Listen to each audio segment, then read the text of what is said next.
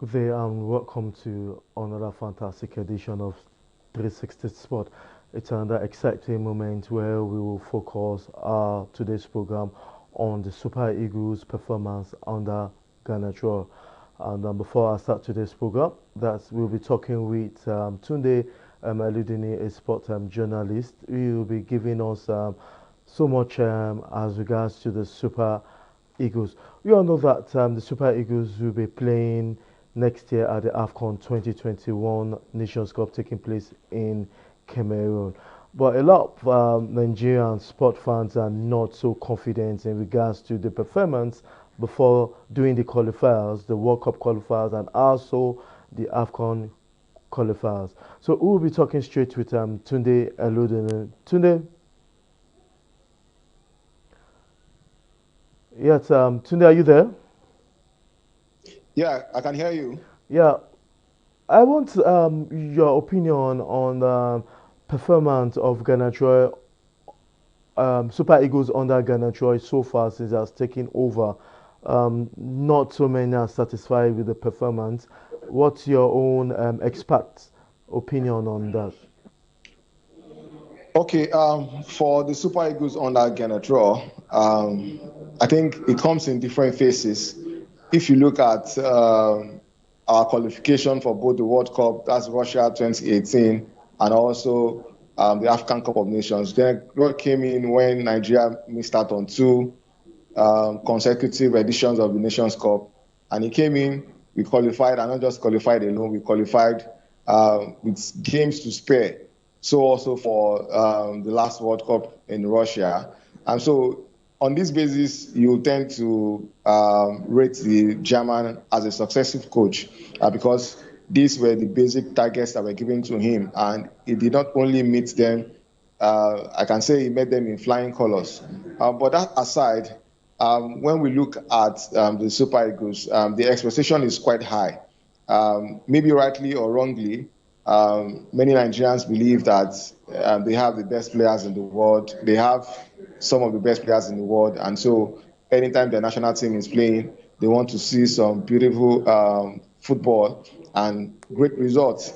But like I said, that assumption might not be totally correct because if you look at it, let us be frank with ourselves. Let us look at our players. How many of them are playing for the big clubs out there? Some are not even playing for the big clubs and they cannot even command first team action. But they all come down to the country, and we expect that they'll be shining like a million stars. That's no excuse, like I would say, because the Super Eagles of the past also, not all of them were playing in big clubs, but we could see their performance in the national team. And so, by and large, if you look at the Super Eagles under Genetro, I would say it's not completely a shame as it's been labeled, even though I know things can be better.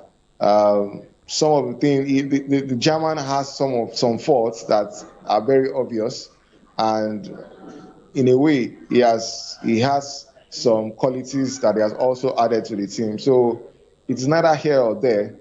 Um, for me, the Super Eagles under Genetro ought to be a finished team by now because 5 years down the line on the job, it's not something that you should still be building by now. By now, we should have a very cracked team that can stand the best of other teams in the world, but that we don't have right now. So um, the verdict from my own end is that the Super Eagles under Genetro is not where they should be. Yeah, well said. And we also want you to tell us about can the Super Eagles win the AFCON 2021? That's one thing that have not been within us since Letsy Keshi gave us the AFCON Cup in way back in South Africa in 2013. We lost out. We couldn't get to the final in the last one. We were out of that. We won the bronze medal. Now another opportunity is before us now. Can we win this tournament? Because most times we're always tied to favorite. I don't know whether we should say contender now. We're always tied to favorite and before tournament. Can we win this? It's it's neither yes nor no. Sincerely, if you ask me, all the 24 teams that have qualified for the AFCON have a chance, though the chances might be bigger than each other, but everything going to the AFCON has a chance of winning it. Now, talking about us being title contenders or favorites, as you put it, I think we also qualify to be named as favorites or as title contenders. If you look at it, we are the top seeded team in our group, and that speaks volume. It shows that we are up there, at least among the top five on the continent. So saying that a team that is ranked within the top five is a favorite for the title is not gainsaying. And I want to believe that this is where we can actually judge Genort as a failure or as a success. The first part of his contract says he should qualify us for this tournament. He has done that. The next part of his contract says he must win it, and so we have to wait for well, as it stands now. Though there are talks about sacking or no sacking, I think the timing might be a difficult thing, and so we just have to let him go there and do his thing. And I think the things that have happened in the past weeks should um, should I don't want to say pressurize him, but at least should spur him to do better. If he has been working, say maybe 5 hours daily, then with what has happened in the last weeks where he was almost losing his job, I think he should double up his efforts. Going to the Nations Cup in Cameroon, we have a chance, and the chance is if we all come to the table with our A games. The players come to the table with their A game.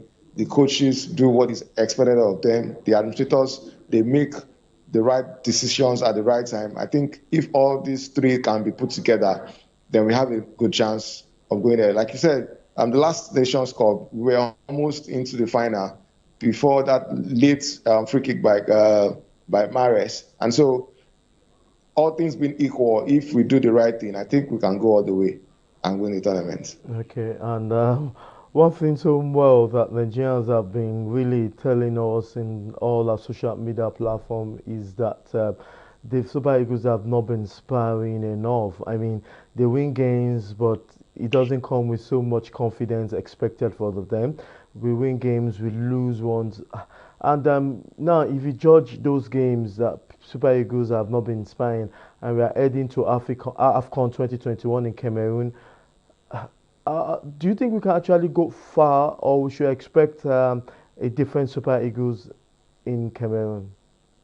Yeah, if the Super Eagles go to Cameroon, if they play the same way they've been playing in their recent games, then if we get to the quarterfinals, then we should even be thankful. But what I know is that the way the Super Eagles have been playing in their past games is not that's not their optimum. That's not their that's they can do much better than that if they put their minds to doing that.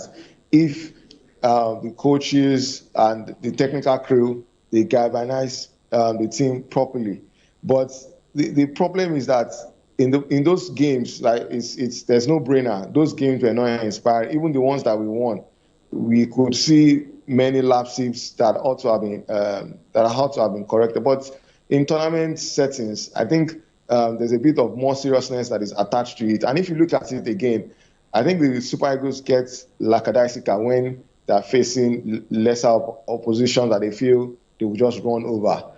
At the Nations Cup, they know that it's business, and if they don't get things done, they get bundled out of the tournament. And for tournaments like that, you need to be at your very best to stand a chance. And so, I have a feeling that the Super Eagles will step up their games, particularly those that finally make the cuts. If you look at Genort, for example, he has used tons of players here and there, and so anyone that finds himself in the final 23 or 28 man list that is taken to Cameroon will see it as an opportunity that should not be toyed with. Particularly when we know that the World Cup is still, the playoffs and the World Cup itself is still in this year. So you can imagine if a player fumbles at the AFCON, the chances of him being considered for the World Cup is going to be very, he has diminished his chances for the World Cup. So if these players play to their strengths, we will see a better Super Eagles display, and a better Super Eagles display can get us the trophy in Cameroon. Thank you very much, Tunde Oluduni. We're going on a quick break right now, and when we come back, we will be talking about whether Genort should be sacked or not. In the last 3 years, we have built a multi-purpose center, which is the envy of all in our constituency. And I can tell you that the people who are living there are already enjoying it. Guy, do you think what this man just said is true? See, I seriously doubt. I'm sure it's one of those their silly lies. And wait, do you know there's a way to find out if these things he's saying is true or not? This is the Construct app. It gives people like us a sure way to track implementation of constituency projects. It gives valid and verified information on location of projects, amounts allocated, amount funded, the level of job done, and even the profiles of concerned legislators. You and I can post directly on this app. Are you serious? This is the Go-To app if you want to know how our Commonwealth is being expanded by the government. Wow. Let's even see if what this man said is true. Show me. The Construct app is developed by Other People Nigeria with support from USAID and is available on both Google Play Store and Apple Store. And it's true. Corruption not in my country. Hello? Yeah, I found your wallet in front of a supermarket. Meet me at Apple Junction. Yes, I'll be waiting for you. Now we find out. Two of us. Thank you very much, officer. You know, it's surprising that men like you still exist in the police force. Yes, so... Oh, yes. This is just a token of my appreciation. Oh, no, you don't need to do this. We are only doing our job. Thank you very much. God bless you. You're welcome. Now I know police is really my friend. Yes. Friend. Hey. Okay, which came up with this one? I don't understand. You know your problem. You are greedy. I'm a policeman who is doing his job. All forms of corruption in the force. Not in my country. Corruption not in my country.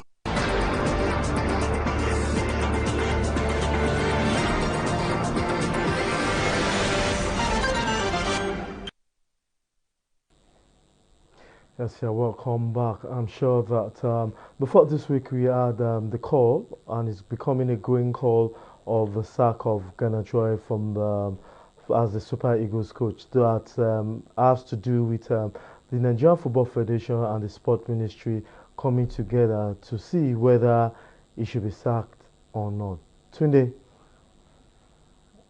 yes, do you think Genort should be sacked, or some said it's the right call but wrong timing? What's your opinion on this? I think I'll subscribe to those that say it's a right call but at the wrong time.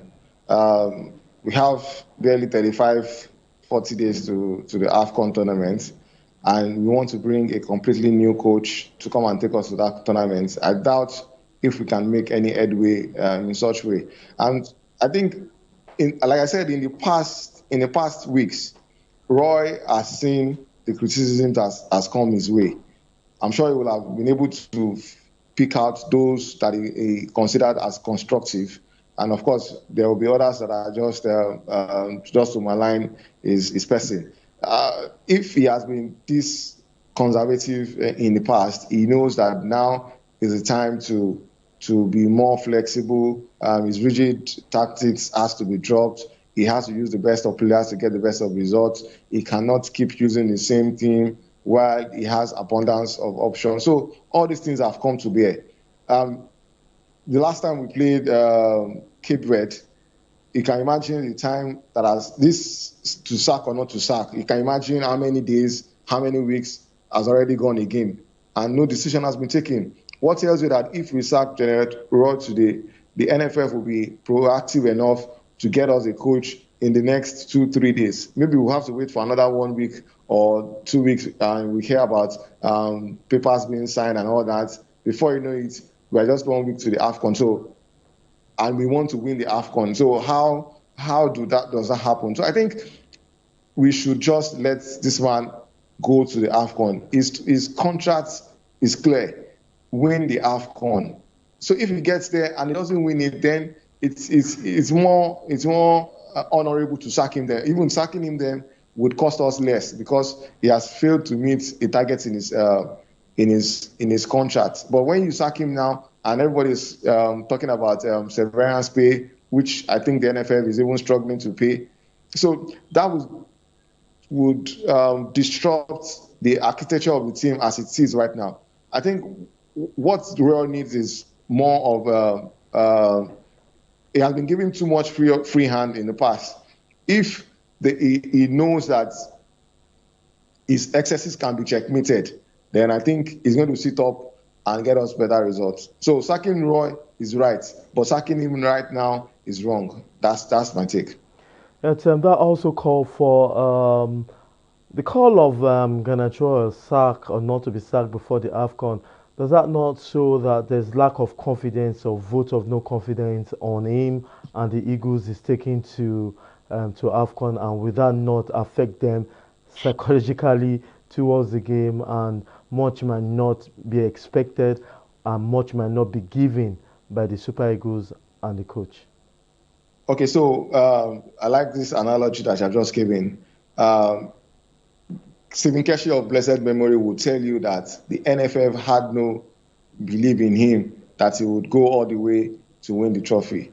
But that's, there's a way you go the extra mile when you try to prove people wrong. From what he said then, I think by the time they were facing the Ivory Coast in the quarterfinals, they were already getting them return tickets back to Nigeria because they didn't see them going past the Drogbas and the Yaya Tourés of this world. But see, they went all the way to win the tournament. So for the fact that all this is happening now before the AFCON tournament, I think Rohr can use this negative energy to actually prove his doubters wrong. And everybody will be like, wow, so this man can do this. Oh, this. So it depends on how he takes it. If he lies down and says, because much is not expected from me and they want me to go, and he now fumbles, it's even going to affect his own career going forward. How will he get another job going forward? But if in all of this, he decides to step up his game, get the right players, and instill into them the right discipline, that's very key. Instill into them the right discipline, and he now goes to win the AFCON.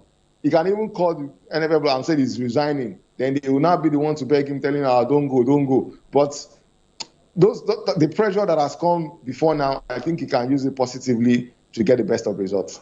Yes, lastly on the show, thank you very much. Before I let you go, Tunde, if he's sacked or not, there's these recurring questions: local coach or foreign coach. I think that debate will always continue for a very long time.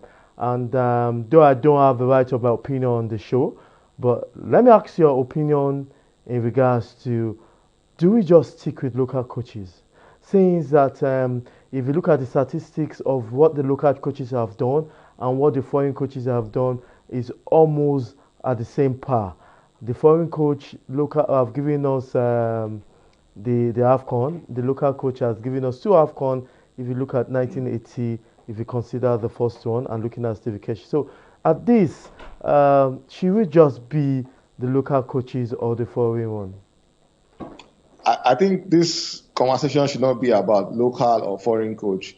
What Nigeria needs is the best qualified coach. Whoever is best qualified for the job should be given the job, whether local or foreign. I think that should be secondary. If a Nigerian is capable, if a Nigerian is the best among the candidates that wants to coach the Super Eagles, let the Nigerian be given the job. If it's a Portuguese coach that has the best ability, going by what he has achieved in the past, going by what he's bringing to the table, then we should go for such. I don't think we should belabor ourselves about local or foreign coach. Let the Super Eagles be given the best coach that can take them to the next level.